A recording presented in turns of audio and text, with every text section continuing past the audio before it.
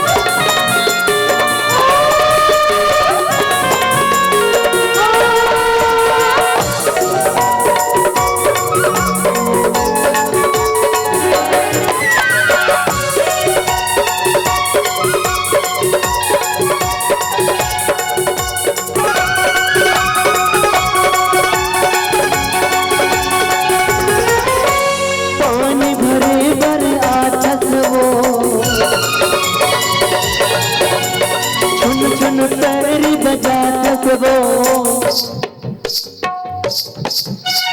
पानी भरे बर सकबो छुन छुन पैरी बजा सकबो। मन बैहा बोला जात मुझे ते मुस्का सकबो।